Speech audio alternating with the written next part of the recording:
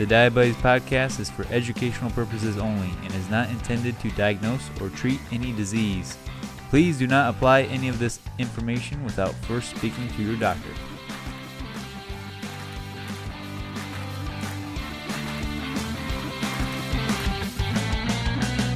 And welcome back, everyone, to another episode of the Diabetes Podcast, where we try to empower diabetics to live the life they deserve. So today, Grady, we are talking about CGMs. Yes, we are. We've talked about them before, but this time we're going to have a little bit different twist on it in regards to not just type 1 diabetics using CGMs, but many of the other people in the population, whether it be type 2s or just normal people in general. Right. So, I mean, as this technology improves, it's been great for us as type 1 diabetics, but we might see advertisements or people not diabetic wearing it. And we want to kind of, understand a little bit more and discuss pros and cons of essentially anyone who's not type 1 diabetic and why they may or may not wear this. So that being said, why are CGMs useful? Let's just kind of make sure if somebody is listening for the first time, why are CGMs useful, Grady? Yeah, it's something that we harp on a lot, which is just getting as much data as you can so that you can use that data to make better decisions and decisions that are going to make you more successful in controlling your blood sugar. So for type 1s, I mean, it's crucial. I shouldn't say crucial, but it's just very, very helpful to have that much data that a CGM gives you of every 5 minutes, knowing essentially at least where your blood sugar may be or in that range, because it lags a little bit behind of what your blood sugar actually is, but at least it gives you an idea of where you're at and where you're going, which is really important, because with just finger stick glucometers, you can go hours without checking it, and then you check it in that snapshot in time, and that tells you where you're at, but it doesn't necessarily tell you where you were and where you may be going. And so a CGM can really help fill the gap and also just give you a ton of information on things that you didn't necessarily know you needed information on. So like you thought everything was going well, and then you look back at your CGM and you've been high for 2 hours, or you've been getting lower and didn't actually realize it, or didn't think that you would be getting lower, and it's telling you, hey, you're getting low now. So it really helps fill in those gaps, and then also helps you figure out how your body is responding to certain things, whether that be exercise, what you ate, different lifestyle choices. You can see, okay, I ate this and this spiked it really quick, versus eating something else and that not having much of an effect, even though they may have a similar glycemic index and or sugar content. And so, in a perfect world, both of those things would do essentially the same thing, but for your body, one is a little bit different than the other. Right. Yeah. It's all about when the CGMs, that manages the rate of change that you can look at in any given situation. And that's really why I love it so much, is the rate of change, or in other words, how fast it's going up, how fast it's going down, if it's staying the same. That information is almost more useful than the number itself. Yeah. It wasn't until I believe the Dexcom G6 where the FDA approved you can actually treat off the number. Before then, the FDA actually, all the CGMs that were FDA approved, you actually couldn't treat off of them. My point of bringing that up is, even before, when it wasn't FDA approved to treat off the number, it was still hugely beneficial to see the rise and fall, and with all those activities that you just mentioned, all the external factors, internal factors going on simultaneously, and those things could be all the same, but now you're in a different environment completely. It makes the rate of change so much more important. And you don't need to have ever taken calculus to really appreciate the rate of change. If you're diabetic, you already are doing calculus every day. Yeah. So, it's just the data that's really important. But I think we've already hit the number on the head and why we would want to look at as type 1s, right? Yeah. So what about type 2 diabetics? Our brothers with the same name, brothers and sisters with the same name. I'll even see some people, some type 1 communities online say they don't even want it to be the same name as type 2 diabetes because they feel it's so drastically different. Um, there's obviously similarities and differences between the two conditions here, Doc. But what are your thoughts on CGMs with type 2 diabetics, or even just that comment that, oh, maybe they should be different, type 1 and type 2 diabetes, even from a naming structure? Yeah. I mean, I understand why people feel that way, because it does feel very much different than type 2. But at the same time, the classification, I'll say, of what's going on in the body is similar. Your blood sugar is high. That's causing you to pee a lot to get all that stuff out, and that's originally where the name came from. Is diabetic, diuretic, peeing a lot, getting all that stuff out. That's where that name came from, and so essentially that's why it's named that way. And so to change it, I don't know. I don't think it's worth going through all the hassle of changing something like that. But I do understand why people feel that way. Mm-hmm. But as far as using CGM for type 2 diabetics, I feel like it can be very beneficial for people in several different ways. One, just like the information we talked about with type 1s, as far as how your body is responding to certain things. So both diet, obviously, you can actually see how eating that donut is spiking your blood sugar, or at least keeping it really high. And then saying, that wasn't good, so let's maybe not do that. And or how eating a better diet is actually making it better. And so it can also help with people making better decisions more often, because they can actually see how that decision is making a change and how significant that change is. And therefore, like, hey, this is worth it. Like, this is worth making that decision because I'm seeing such a drastic change in this number, versus when I was eating, my numbers were not looking too good. Mm-hmm. So it's kind of like a positive feedback, saying like, hey, you're doing a good job, keep it up.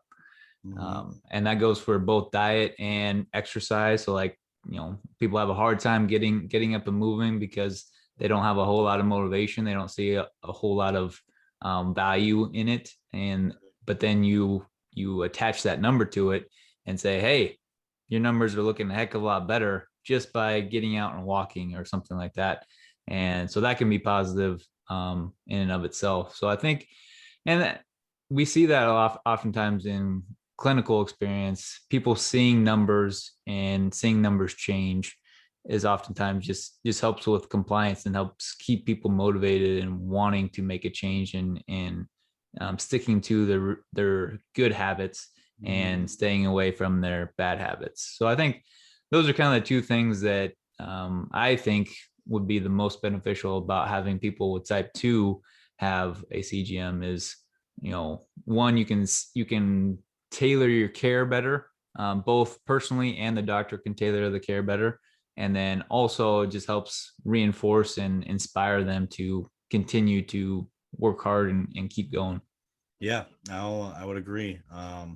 That last point in particular, you'll find so many things, even as a type 2 diabetic, to what changes your blood sugar that you had no idea.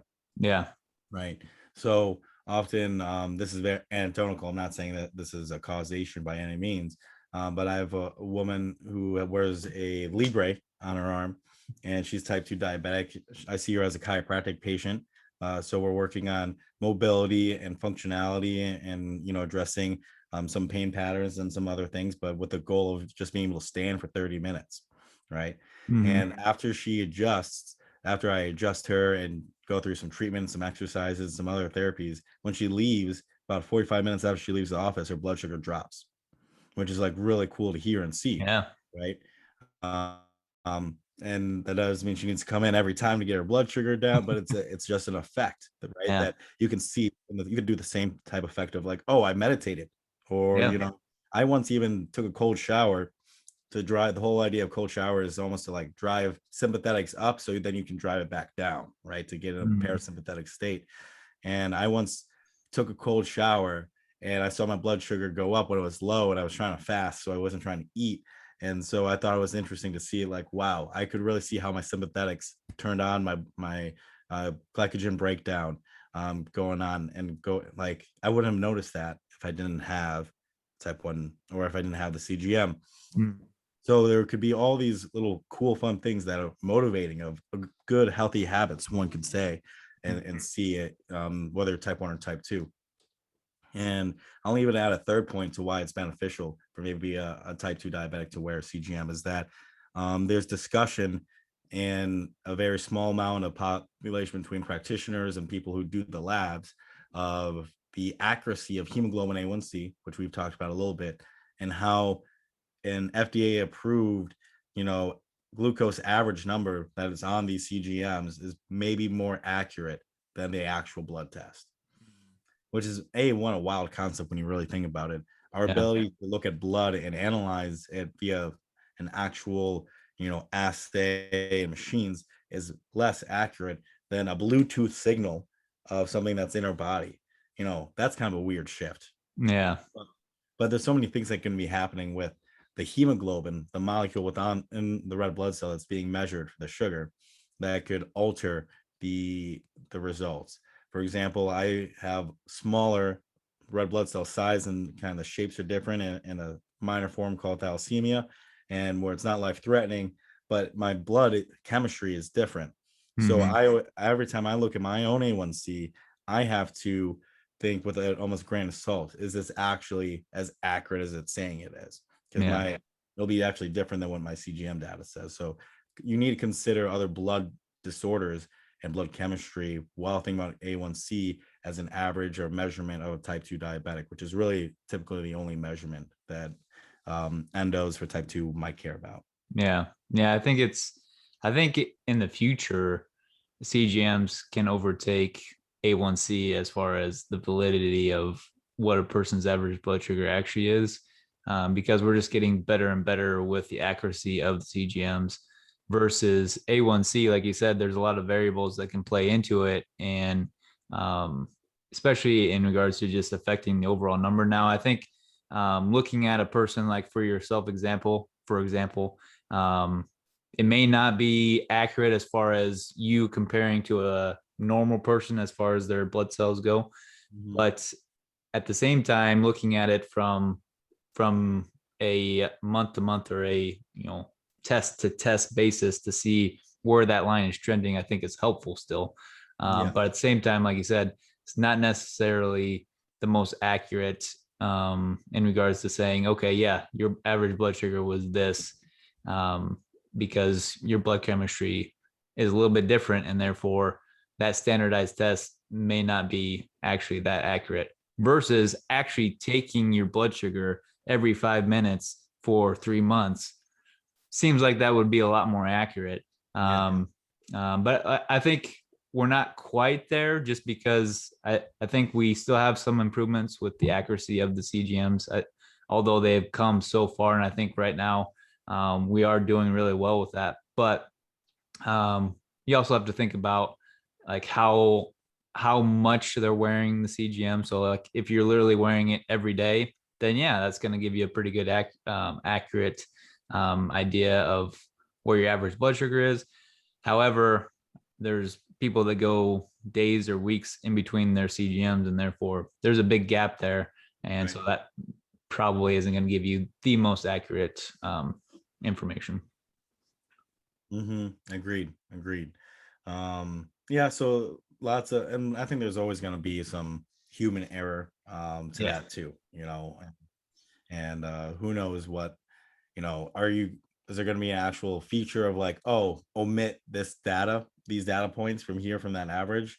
Maybe that's the solution. Maybe that's not possible. I don't know. I'm not a biomedical engineer working for these, companies Yeah. trying to develop this technology. Also, like I think where we bridge that gap is having something that stays in your body and or can sense it for longer. So right now you can only go about 7 to 10 days without changing, Mhm. yeah, so to speak, Mhm.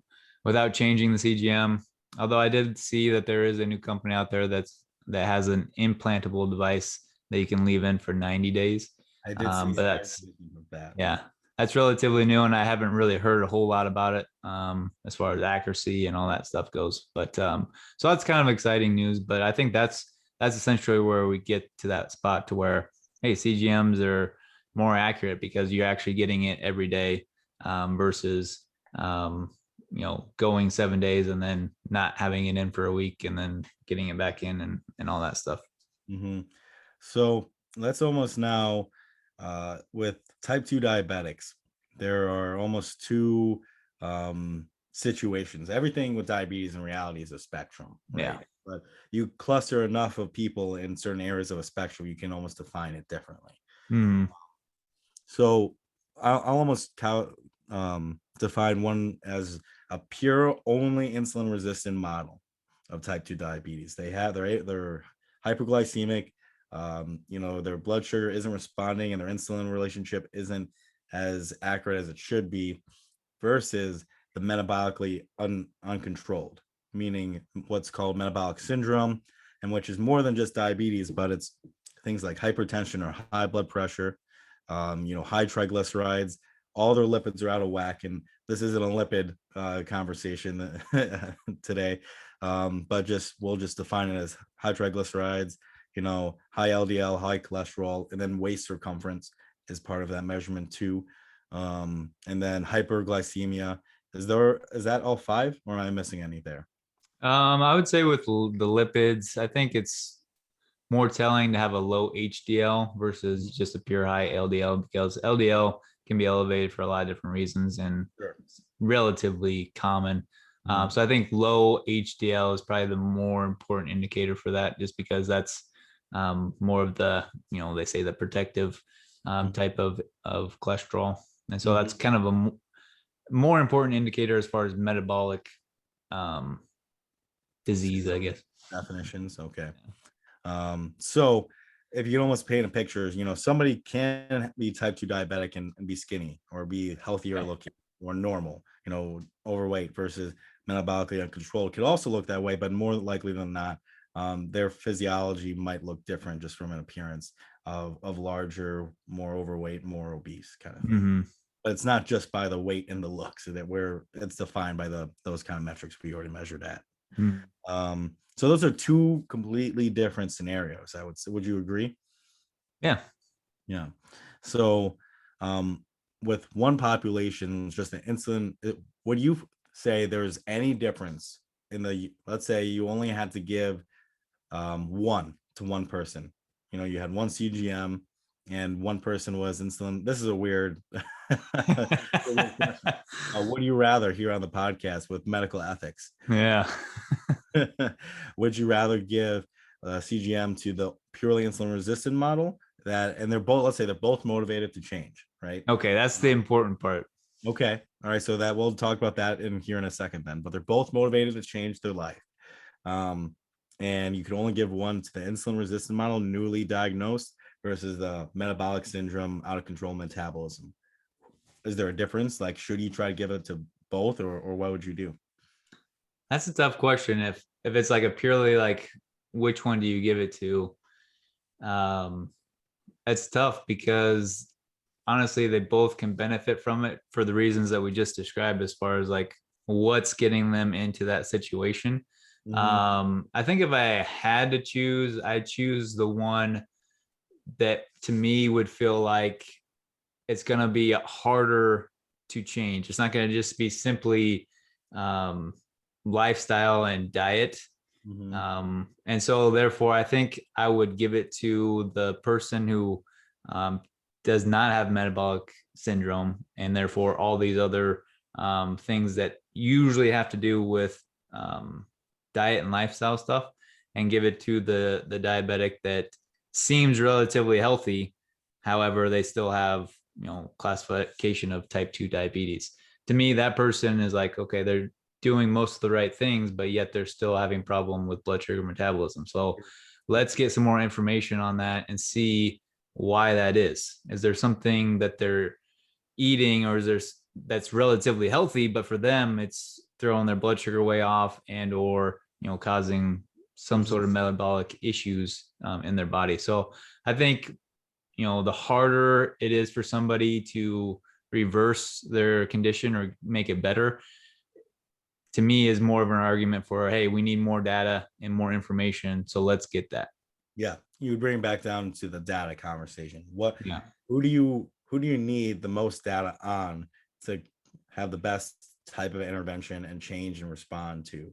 And the more out of control your metabolism is, the more data you may need. Mm-hmm. Obviously, we would like to give both those people CGM, Yeah. right? But this was a would you rather type of scenario. Now, I threw in the caveat on there. I'm glad I did. That they were both motivated to change.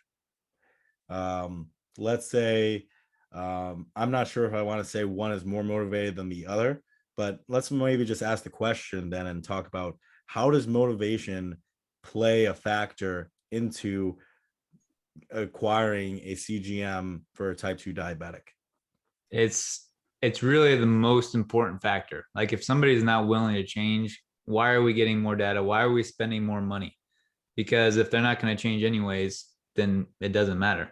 And I was reading through an article yesterday that was going over different studies. And so some of them said, CGMs were beneficial for type 2s. Others showed no change, if not worse. And so you ask the question, okay, well, why is that? How is that possible? You have two different outcomes for across multiple studies. Well, it comes down to motivation and the willingness to change. Like if somebody's not willing to change, it doesn't matter if they have more data. Like they're not changing anyways. So if somebody has the motivation to change, giving them more data is going to make that change easier and more effective because they can be more precise with the things that they need to do. However, if they have no motivation, I don't care if you have all the data in the world, doesn't matter. I agree completely. It's if you're not willing to change, there's no point in having that type of data. I will echo you when you say that. It's not so much, one person who's more metabolically out of control will be less likely to be motivated. You can't think about it that way. It's an individual conversation. Maybe you're listening, maybe somebody, because there's prejudice in the world and we all have to fight our own prejudice within our minds. If you're severe metabolically uncontrolled, you might say, well, that person clearly isn't motivated to change. But unless you have a sit down and have that conversation, they might be the most motivated to change, especially at that particular moment. Yeah. So there's no point in just saying, oh yeah, only give it to them. You need to have a conversation with both these people, see if it's worth their while. And, if anything, I feel like you'd get to some kind of rock bottom and you'd be like, I need to make a change in my life. And sometimes hitting that point is the most motivating factor at all, Yeah. So that being said, there would be usefulness in both people. There might, motivation is probably the biggest factor, but if motivation is equal, the one who needs the most data, that still can be an individual choice or individual response when you really boil it down, because there's more than just the blood chemistry.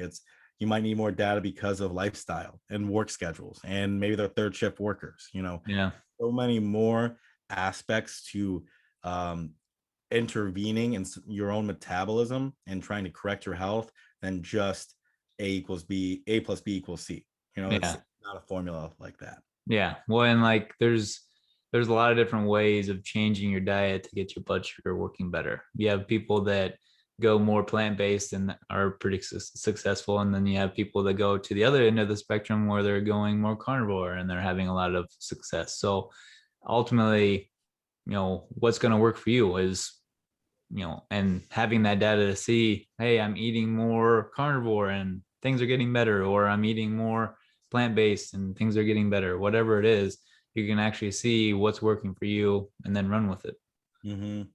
And this is almost then it's almost a tangent off of that, but more lifestyle is even like exercise. Like now at the point with type 1 diabetes, I've run so much that if I was ever going to run another marathon, I would have to have a CGM. Like running that long, I've seen the benefits of with and without it, and stopping to check my blood sugar. If it's in the summer, if it's in the cold, it changes the actual capillary blood test, that type of assay. And having the CGM for that data at that moment to make those real-time decisions is invaluable. Hmm. So more just considerations to think about what people are doing and not, in terms of you as a listener, maybe, hey, maybe I need this, or maybe my cousin needs this, whatever have you. Yeah. Just it's all such a personal, and medicine needs to continue to move towards the individualized, personalized type of model, but it's very hard because expenses, right? Yeah. That being said, it's much easier for an insurance payer to pay for a CGM for type 1 versus a type 2, right? Yeah. So I know you have some numbers in front of you here, Grady, and there's essentially 3 main CGM companies and products out there, but there's more and more kind of trying to break through the market, right? Yeah. We have Medtronic has a CGM, their Guardian. We have Dexcom, which is the Dexcom, and then you have the Libre, Freestyle Libre by Hmm. Abbott, right?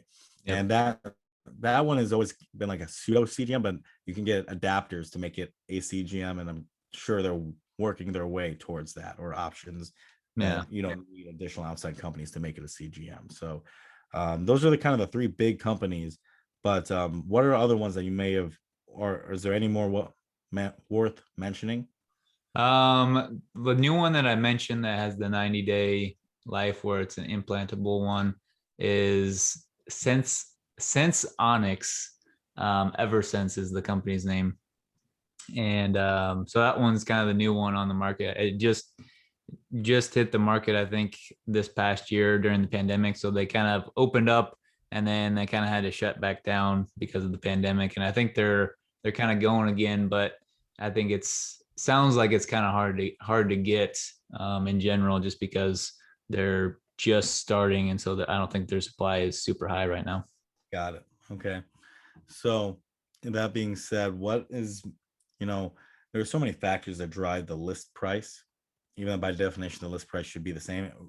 Rather, there's so many factors in how we can get information and who's reporting that information, and the willingness for the companies to report the accurate information directly to people. But what on the article you recently kind of compared and contrast things, what was the list price for non-insurance prices of these CGMs? So this doesn't say if it's with insurance or without insurance. From what I can tell, it seems um, like an average price, because because I have a Medtronic and I have a Medtronic CGM, and this is a little bit lower than what I pay. So I'm assuming it's more of an average of what people pay, whether based off of their insurance type and everything. But kind of a quick rundown of what it says is Dexcom, the transmitter, so the thing that sends the information to your device, is $300, and then it's $600 for the receiver. So those are just basically initial prices. But then the sensors themselves, so the things that you actually put into your body and have to replace, are about $80 per sensor. So that's about every 7 to 14 days you gotta put a new one in. And then Abbott, so the Freestyle Libre, the sensor or scanner costs about $60, and the actual sensor that you put in is about $40 per sensor, which is obviously significantly less. But like you said before, it's not necessarily a true CGM because you have to actually scan it. So it's not going to alert you when you're getting low or something like that, or getting high. So you have to have the wherewithal to scan it because you feel funky or something like that. So, There are so group there's some setbacks to that, but it is a lot cheaper. there Um, there's a way to make the Abbott a CGM, more of a CGM. There's some other company that almost looks like a clip you attach to it, and then okay. that like reads it more constantly. I haven't Oh, looked into nice. it at all, but I kind of just got in my field the other day. So more and more people are finding ways, or like additional companies, to improve the technology. Obviously, if you do any kind of tampering, that might mess with any kind of warranties going on. Yeah. But I did see some type ones figure out a way to make it more of a CGM, but I haven't looked into it personally at all. Nice. Yeah. And then Medtronic, so the transmitter, and they just came out with the new transmitter because they wanted to be able to send it to a phone, so they can do that now. But the transmitter is $1,000, and then per sensor, it's about $80. For me, when I buy mine, it's about 120 per sensor, so it's pretty darn expensive. And then the new one, the Sensonics, which is the 90-day implantable one, is says it's about $1,400 for the initial package, which includes the sensor, transmitter, adhesives, and start guides. And then it's about 200 to 300 for a single insertion. So that's that 90-day, and then 300 to 400 for the removal of that insertion. So bit of a process for that one. We'll see how that one takes off, if it does. Right. So, I mean, unless you are planning just to pay outright for these products, that kind of gives you a ballpark on how expensive they are, just period. Yeah. Right. Most people will use TPAs or third-party administrators or insurance companies to get these. However, if you're type 2 diabetic, it might be harder for you to get qualified to do that, which I think is insane. Because if you want the data and you're motivated, you should be able to get that, Mhm. or at least get one version of it, one company that does Yeah. something. It might not be the one you necessarily want, and that's a different conversation about our healthcare system. Yeah. But Well, I you mean, should, even type 1 diabetics don't get what they want because, like, right. I've always wanted a Dexcom, but yet my insurance has never covered it. So, Mhm. Yeah, it's crazy when you even think about it that way too, right? Mhm. I remember, I think I've told this story on the podcast before, but in between time when I didn't have a CGM, I got addicted to the data. So I was like doing finger pricks like 14 times a day, like, or even more, maybe 20. It was a lot. But then I was tracking my own Excel sheet and making my own CGM in Excel, just because I really liked seeing the trends. And so I was ordering more test strips, and then I got denied for test strips, all because some drop down box somewhere, some person that it got switched where I was type 1 to type 2. Yeah. And that infuriated me. One, because I didn't change anything, and I'm just, my condition hasn't changed. But two, it infuriated me because if a type 2 diabetic wanted to check their blood sugar more than 3 to 5 times a day, they should be able to. Hmm. You need to be able to know your blood sugar more than just before breakfast, lunch, dinner. Yeah. Have the freedom to figure that out, because essentially that's what I believe most insurance carriers will pay for is that amount. I could be wrong on that. Sometimes it's even less. I've heard some people say it's like 1 or 2 times a day that they'll pay for. That's asinine. Yeah. That's ridiculous. And this is where I get fired up. Like, if you have the motivation to take control of your life and your health, you should absolutely not be limited because of your insurances. Hmm. Like, that's insane to me. So with that being said, if it's, is it worth it in terms of the price for a type 2 diabetic, for the list price, ultimately that's an individual question with your insurance. Each plan, there's so many plans within even member ID numbers, within insurance groups.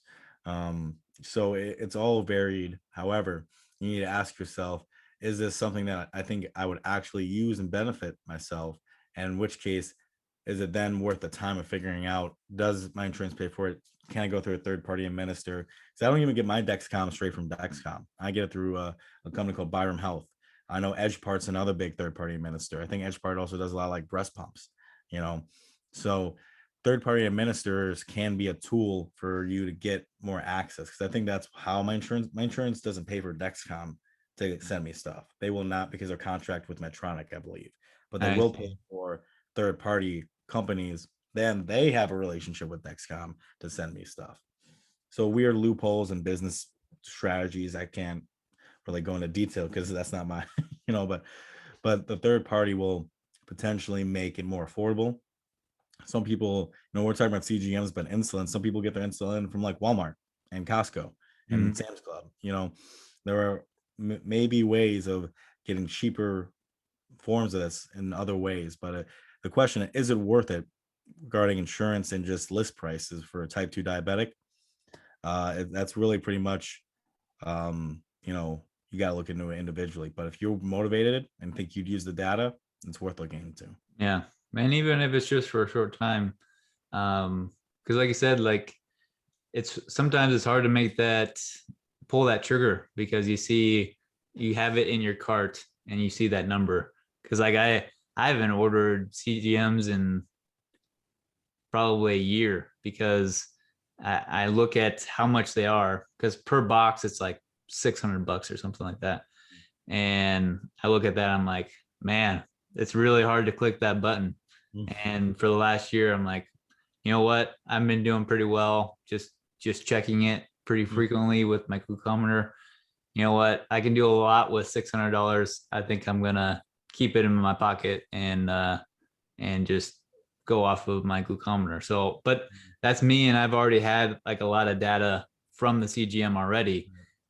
So if you're a type 2 listening to this, just getting it, one box giving you, a month and a half or more of that CGM data, and going off of what you find out with that. So like you go for that month and a half and you're tweaking different things, exercise, diet, and you find out a really good formula for yourself.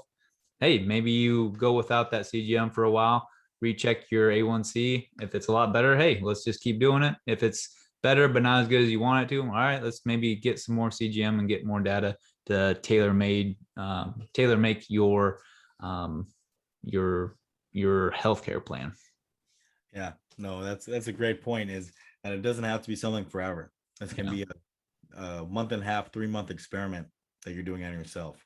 And then taking that information, then you might need to do it, experiment another year later, like you said, in your situation, a year later. Or I've definitely had times in between CGMs just because of insurance reasons, right? So if you're invested and involved in your health, it's more than likely than not you'll learn something from it, which makes it valuable, because your life is worth investing into. Yeah, like your life is worth working out to be able to do everything you possibly can to limit complications, to be able to live the best life that you can. Should never be limited. And it comes to, if this CGM, if you can use this data to potentially do that, it's worth it. Because our blood sugar is like our lifeblood, and and it's worth paying it back into yourself for all the hardships that we go through as diabetics, not even type 1 and type 2, but as diabetics, so all the hardship we go through, it is worth the at least investigation of, will I make my life better? Yeah. So we talked a lot about type 2 diabetics, but what about non-diabetics? I feel like this will be a less of a question, or maybe it won't. I don't know. We'll find out here in a moment. But I think a lot of people, maybe there's two camps. I feel like if you're non-diabetic, why you would maybe get a CGM. One is maybe you're pre-diabetic and you literally are trying to live the preventative lifestyle and trying to not ever get that A1C that's above 6.5, right? Because that's the pre-diabetes line, and A1C 6.5. Or maybe you're a fitness enthusiast and you without any judgment, you have the liquid capability in terms of cash, as well as then freedom to ability to buy other gadgets, really nice running watches or Whoops or other fitness enthusiasts, without any judgment of those people, one way or the other. Those would be the two people that I could think of as a non-diabetic who would maybe want to consider a CGM. Is there anyone else in your mind who would maybe? I mean, fitness enthusiasts, but I think also that kind of goes right along with that is just like health nuts in general. Like maybe people who aren't necessarily like gung ho about performance, but are more gung ho about like, hey, am I metabolically healthy? Is this diet working really well for me? Because I'm like super hyped about this diet. I feel really good, but is my body reflecting that sort of thing? Okay, so fitness enthusiasts as well as maybe just health conscious people. Yeah. So since we just talked about them, what about those? Is it worth those people to let's not talk about the ethical conversation of insurance should pay for it, because we're having a hard enough time paying for ourselves. Yeah. So we'll leave that conversation either off the record or for another time or something like that. Yeah. Or not even for us, because we're not insurance experts, right? But if these people wanted to go through third-party administrators or just have access to this, should they? What do you think about those types of people wearing our robot parts? Yeah, I mean, I love it because I'm very much right there with them as far as like wanting to know as much about my body as possible, because you can sometimes trick yourself into thinking that you're feeling great when you're actually not really feeling optimal. And so having that information is really nice to see. Okay, yeah, my body is working really well, and yeah, I am feeling pretty good. So everything's matching up. And at the same time, like being able to see, again, just like what we said with the type 1s and type 2s, to see what lifestyle, what diet, what form of exercise is working best for you. And that just gives you more data. So whether you're looking at strictly like I guess a complete metabolic panel to see how your body's functioning there, that's obviously good information.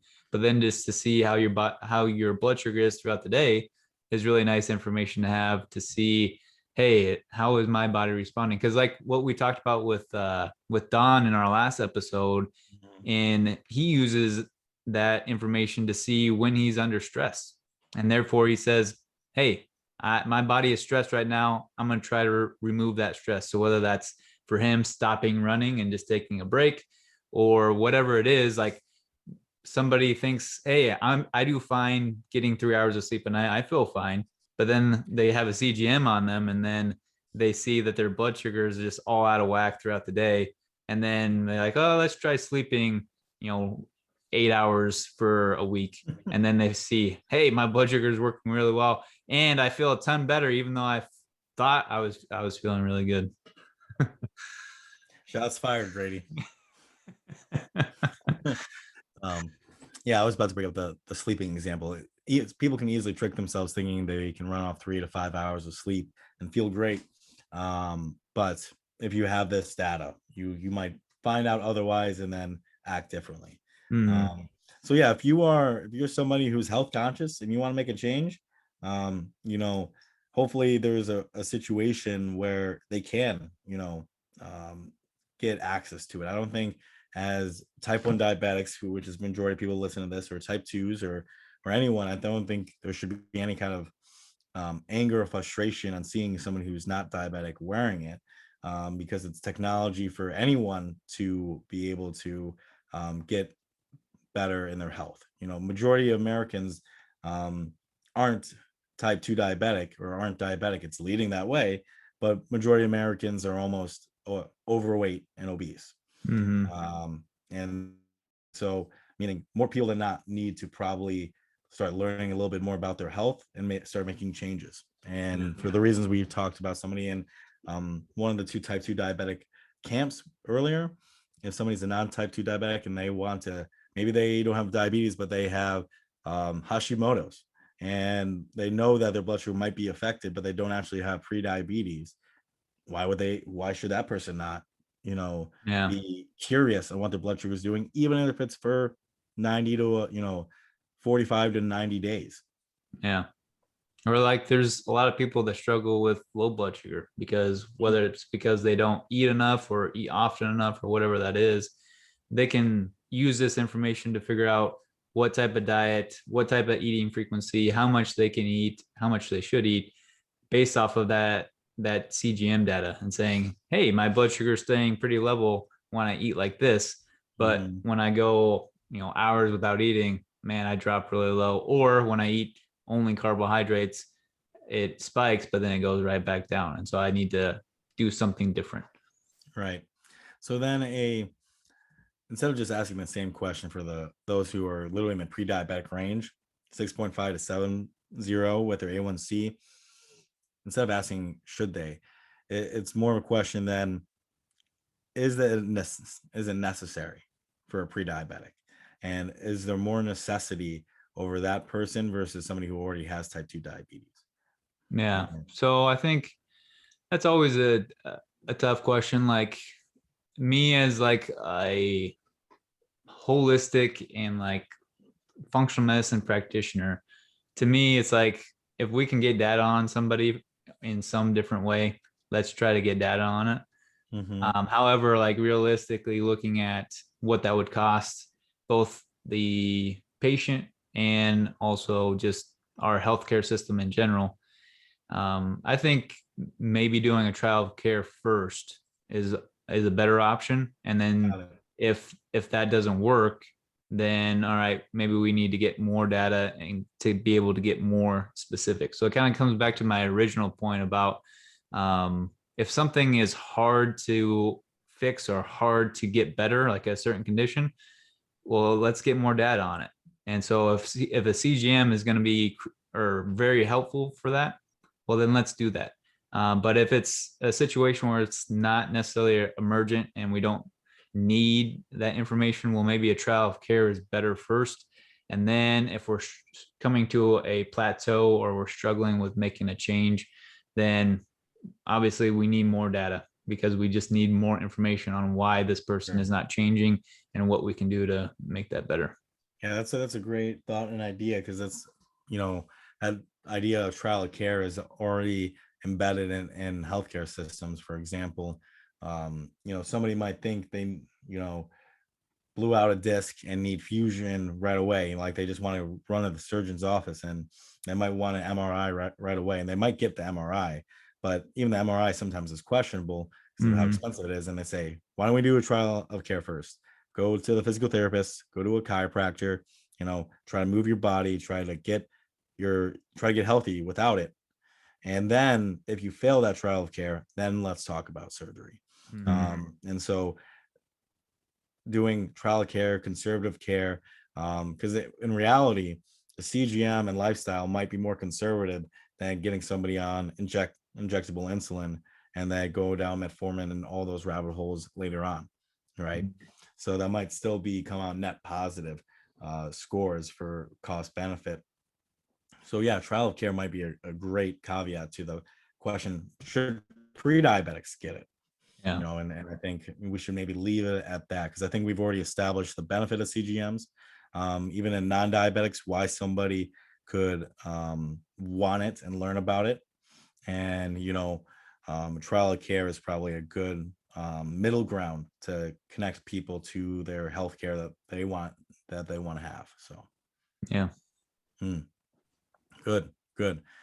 Just and we were curious on having this conversation just because it's, this technology is rapidly changing, and I'm starting to see more ads on social media about Mm-hmm. this type of information, so it is more readily out there. So I'm sure some people were curious. So I think this was a good place to leave this at in terms of, I think type 2 diabetics, if they're motivated, get the data if they can, and then but always trial of care is always best, Mm-hmm. right?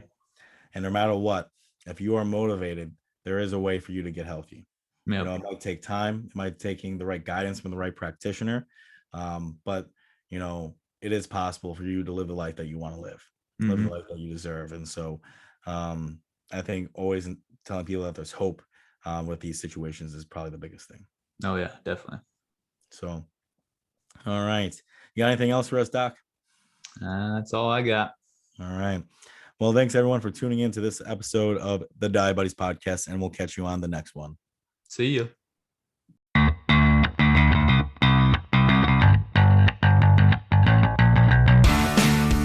Thank you so much for listening to today's episode. If you found value in today's conversation, we would appreciate it if you gave a 5-star review. It really helps us branch out our community and get our message across to those who really need to hear it.